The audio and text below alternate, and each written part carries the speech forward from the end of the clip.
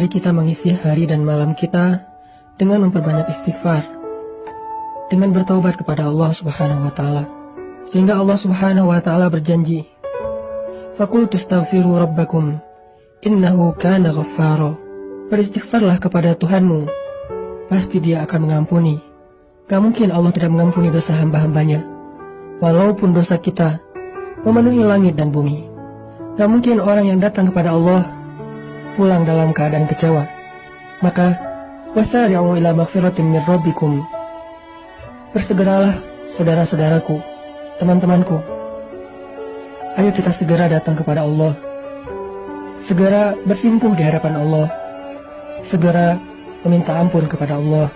Dan hanya itu kunci kebahagiaan kita. Itu kunci datangnya rahmat Allah dalam kehidupan kita. Dan itu juga rahasia keajaiban dalam setiap kesulitan kita. Allah berfirman kepada orang-orang yang banyak dosa seperti kita, yang pernah berzina, yang pernah minum khamar, yang mungkin pernah membunuh, yang pernah makan riba, yang pernah melakukan dosa diam-diam, yang banyak dosa, yang kotor hina dina. Allah bilang, ya ibadi, hambaku, gitu. Lembutnya panggilan Allah kepada kita. Allah nggak mengenal, wahai manusia, wahai pendosa, wahai orang yang hina. Enggak, Allah bilang, qul ya ibadiyalladzina asrafu ala anfusihim. Bilang kepada hamba-hambaku yang banyak dosa. Tapi Allah nggak bilang yang banyak dosa, yang melampaui batas terhadap dirinya. Lembut sekali bahasa Allah. Udah banyak dosa, Allah masih memanggil kita hamba. Bahkan ketika kita melakukan dosa, diam-diam di malam hari, tidak ada yang melihat kecuali Allah, kemudian cuma satu malaikat yang mencatat. Jangan catat dulu, mungkin besok dia akan bertobat. Allah kalau kita buat dosa diam-diam, Allah tutupi aib kita, nggak mau ngasih tahu. Allah itu suka banget sama orang yang bertaubat lalu belajar, memperbaiki diri. Taubat dan taklim Allah nge-like banget tuh. Siapapun yang bertaubat, siapapun yang kemudian pengen belajar memperbaiki dirinya, semasa proses itu Allah suka banget sama dia. Setiap hari Allah nge-like dia dan ngasih tahu ke malaikat, ini hambaku, ini hambaku, ini hambaku, ini. Terus Allah ngebanggain dia. Allah walaupun ngelihat kita banyak berbuat dosa, tetapi Allah masih juga manggil kita hamba. Ya ibadi, wahai hamba-hambaku, kalau kalian datang kepadaku dengan membawa dosa yang memenuhi langit dan bumi, penuh dengan dosa kalian, gak ada lagi planet, gak ada lagi bintang, semuanya dosa kalian isinya. Lalu kita datang kepada Allah dan kita mengatakan, Rabbi, ini hambamu yang fakir ada di hadapanmu. Ya Allah, ini hambamu yang hina sekarang datang ke pintu rahmatmu. Apa kata Allah? Aku bukakan rahmatku seluas-luasnya, aku terima kedatanganmu, lalu aku gugurkan semua dosa-dosamu menjadi hilang, wala ubali, dan aku gak peduli sebanyak apapun itu. Allah yang maha tahu masa depan aja berhusnuzan. Allah tuh tahu kita gak akan minta ampun, mungkin tunggu Ramadan baru minta ampun. Allah tahu bahwa kita akan minta ampun pulang umroh. Allah tahu bahwa kita akan minta ampun taubatnya itu usia 40 tahun. Kenapa Allah seperti berhusnuzan? Oh bentar lagi dia istighfar. Allah tuh luar biasa ya. Allah tahu loh masa depan. Allah tahu ada hambanya yang lagi berbuat dosa, taubatnya mungkin 10 tahun lagi, taubatnya mungkin 20 tahun lagi, taubatnya mungkin akhir hayatnya, detik-detik mau sakaratul maut baru taubat. Kenapa Allah berhusnuzan sama dia? Tunggu, bentar lagi dia mau minta ampun. Malaikat nunggu. Allah belum juga tuh. Tunggu aja 2 hari. Allah udah 2 hari, 3 hari, setahun, 2 tahun, sampai akhir hayat. Pas dia bilang, ya Allah ampunkan, udah selesai. Lihat tuh malaikat tuh kan minta ampun kan? Allah gitu sama kita. Seolah-olah Allah itu nggak tahu apa-apa. Saking baiknya Allah kepada hamba. Makanya Allah katakan wa ya'fu an katsir. Sebetulnya Allah maafin banyak. Kita dosanya banyak, dibalasnya dikit. Pengen nggak begitu berdoa langsung Allah menunjukkan keajaiban? Kita pengen aja nggak berani ya, karena kita nggak percaya bisa. Kita mau mengatakan pengen, itu aja kita nggak berani karena menganggap itu nggak realistis. Masa sih bisa? Bisa kalau kita yakin kepada Allah. Kalau kita nggak yakin, kalau kita bilang nggak bisa, kalau kita ragu bahwa Allah bisa menunjukkan ajaib kepada kita dalam hitungan detik, terus kemana kalimat kun fayakun? Masalahnya kita nggak yakin untuk bilang pengen, begitu doa langsung Allah kabulkan. Itu aja kita ragu. Kenapa? Kita nggak percaya itu bisa terjadi dalam hitungan simsalabin abracadabra. Kita nggak percaya itu bisa terjadi dalam satu kalimat kun. Makanya tidak ada kun dalam hidup kita. Gimana caranya? Belajar yakin kepada Allah seutuh-utuhnya.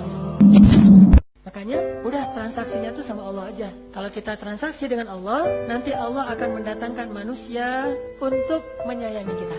Makanya kalau kita pas berkasih sayang, kenapa? Karena Allah. Pas kita memaafkan, kenapa? Karena Allah. Pas kita berlapang dada, kenapa? Karena Allah. Sehingga ketika Allah sering disebut karena Allah, Allah akan mengatakan, lihat hambaku, dia melakukan ini karena aku. Besok kita bilang lagi, lihat lagi hambaku, kata Allah, dia melakukan karena aku. Wahai malaikat, saksikanlah, sesungguhnya aku sayang kepada hambaku itu. Maka Allah mengatakan kepada Jibril, sayangi dia wahai Jibril. Malaikat itu la ya'sunallaha ma amarahum wa yaf'aluna ma yu'marun. Itu sifat malaikat, gak mau bermaksiat kepada Allah dan pasti mengerjakan perintah Allah. Ya Jibril, cintai dia. Maka Jibril saat itu juga mencintai hamba ini. Terus Jibril mengumumkan kepada seluruh malaikat, saat itu juga seluruh malaikat mencintai hamba ini. Seluruh malaikat mencintai. Apapun bentuk kesenangan dan kebahagiaan yang diekspresikan oleh siapapun di muka bumi, sesungguhnya Allah lebih bahagia dan lebih senang lagi terhadap hambanya yang beristighfar.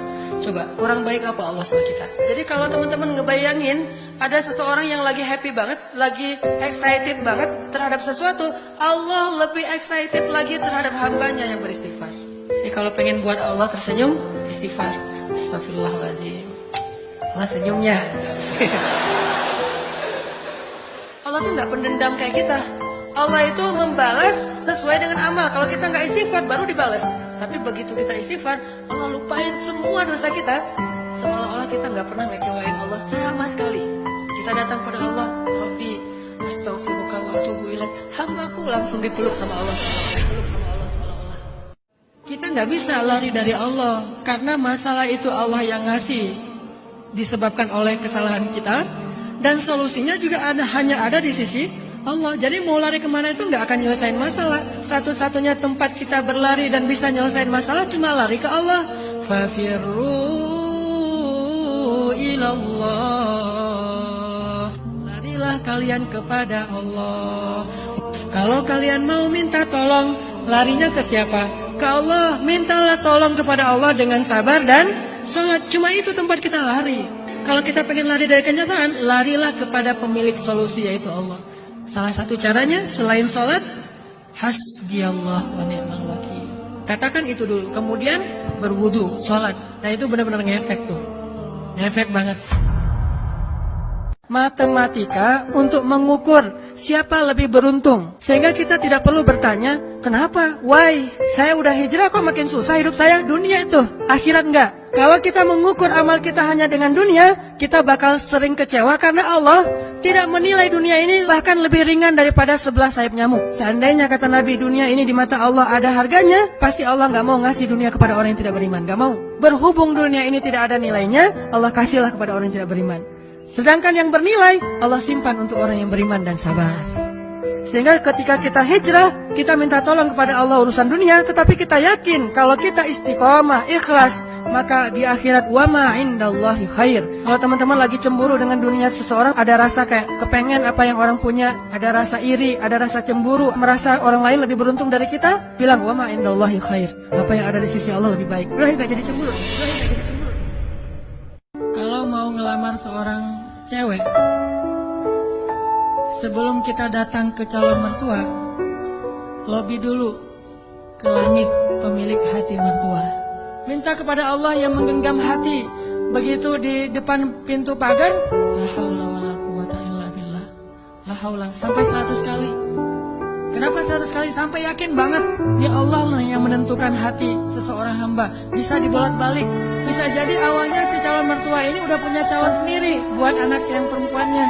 Akhirnya orang tua calon mertua tadi yang udah punya rasa srek kepada yang lain tiba-tiba berubah pas ngelihat kita. Wah, ini nih calon menantu saya nih.